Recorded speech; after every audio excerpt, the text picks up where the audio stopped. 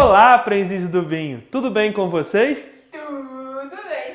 Hoje estamos aqui com mais um episódio da saga Histórias do Vinho. Continuando com a história do vinho, pela primeira vez ele sai da Ásia. Bem, tecnicamente, a Geórgia é um país na divisa entre a Europa e a Ásia, mas deixa isso pra lá. Mas e para onde o vinho vai? Exatamente, o vinho desce direto para a África e vai parar no Egito. Hoje vamos falar do Egito, país conhecido pelos faraós, pelas pirâmides, pelo rio Nilo e pelo vinho.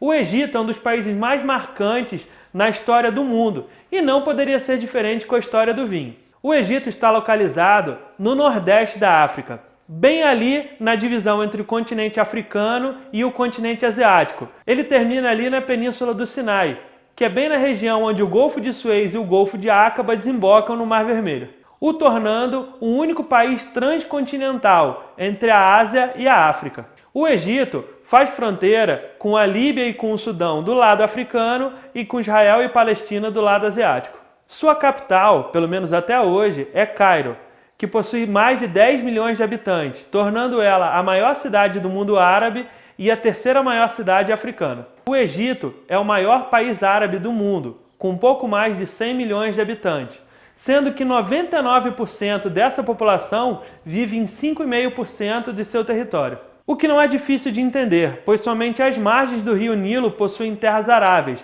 principalmente no delta do Nilo. O rio Nilo, que é o rio mais extenso do mundo, possui aproximadamente 6.500 quilômetros. Ele corre para o norte e deságua no mar Mediterrâneo. E é justamente por causa do Nilo que o Egito tem essa história tão antiga, sendo considerado o berço da civilização. E como escreveu Heródoto no ano 5 a.C., o Egito é uma dádiva do Nilo. E agora, o vinho. O vinho, ou irep, como era conhecido no Egito Antigo, foi muito importante para esse país. A primeira indústria de vinho egípcia foi estabelecida no delta do Nilo aproximadamente no ano 3000 a.C.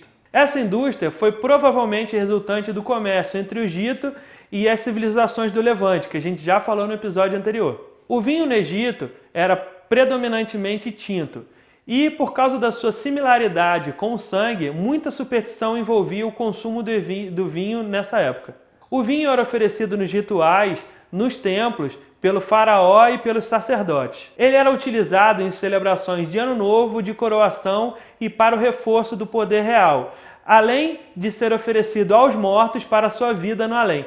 Ele também era utilizado medicinalmente, como por exemplo, para asepsia, para abrir o apetite, para sedar a mãe durante o parto e etc. Entretanto, Plutarco escreveu em sua famosa coleção Moralia que antes do faraó Psamético I, os faraós não bebiam vinho e nem o ofereciam aos deuses.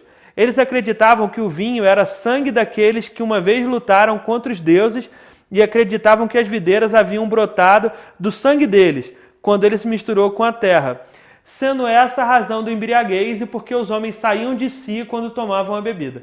Assim, o consumo de vinhos pelos faraós só começou a acontecer a partir do século VI a.C. O que Plutarco escreveu provavelmente foi inventado, mas sim, o vinho tinha algumas conotações bem obscuras no Egito Antigo. Shesmu era um deus benevolente, mas poderia usar a força e a violência punindo aqueles que faziam o mal, e esmagava as pessoas para tirar o seu sangue do mesmo jeito que a gente pode esmagar as uvas para tirar o vinho.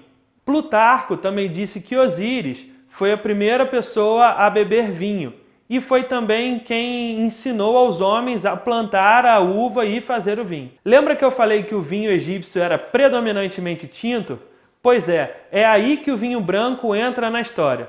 Análises químicas nas ânforas encontradas na tumba de Tutankhamon revelam que os egípcios já produziam vinho branco. Assim como as garrafas atuais, as ânforas egípcias já continham informações como safra, região de produção, o viticultor e até a qualidade do vinho. Uma espécie de vinho doce já era produzido no Egito, chamada de chedé. Durante muito tempo acreditou-se que essa bebida era feita a partir de romã fermentada. Porém, análises recentes revelaram que ele era realmente um vinho tinto adocicado, que era feito a partir de um complicado processo de filtragem e aquecimento. Sabemos que o vinho foi produzido e consumido no Egito Antigo.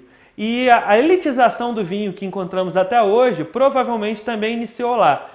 O vinho era servido para faraós, deuses, sacerdotes e a população comum dificilmente tinha acesso a essa bebida. Durante a época do domínio romano em seus territórios, o vinho continuou a fazer parte da cultura egípcia. Cristãos constituíam a vasta maioria da população no século III.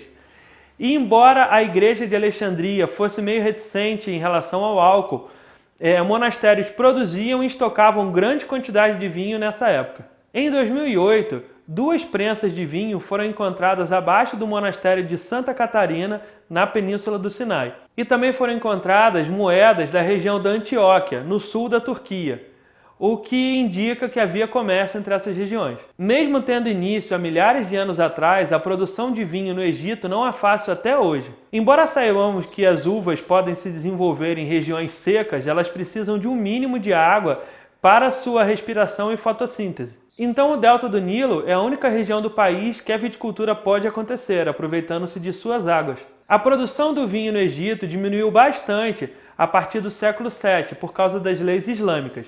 E só não terminou completamente porque os muçulmanos demonstram algum tipo de tolerância para a produção de bebidas alcoólicas feitas por minorias religiosas. Manuscritos de judeus egípcios contam sobre a produção de vinho durante as épocas medievais. Nessa época, mesmo com a produção controlada, o consumo não era restrito a essas minorias religiosas. O vinho mais popular dessa época é conhecido como Nebit Shansi, vinho do sol. Ele era produzido a partir de uvas passas importadas e mel, e deixados para fermentar sob o sol, daí vem o nome. A vitivinicultura egípcia foi resgatada no ano de 1882 pelo grego egípcio Nestor Giannaklis, quando ele fundou o primeiro vinhedo moderno no sul de Alexandria. A indústria vinícola egípcia continuou a expandir até 1952, quando a monarquia perdeu lugar ao sistema presidencialista. Em 1963, o presidente egípcio Gamal Abdel Nasser estatizou e fundiu as cervejarias e as vinícolas egípcias sob o nome de Pyramid Brewery, o que mais tarde passou a ser conhecida como Al Ahram Beverage Company. Após vários anos de má gestão, essa empresa foi privatizada em 1997, e esse foi o último ano de uma grande virada na produção de vinhos no país.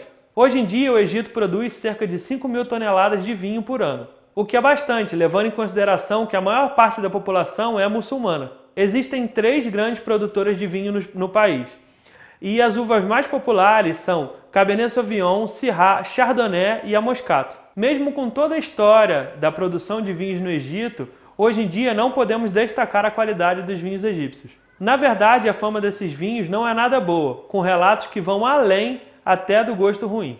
Então é isso, pessoal. Aqui terminamos mais um episódio das histórias do vinho. Não esqueçam de curtir, comentar e compartilhar para levar a palavra do Aprendi com Vinho para outras pessoas. Muito obrigado e tchau, tchau!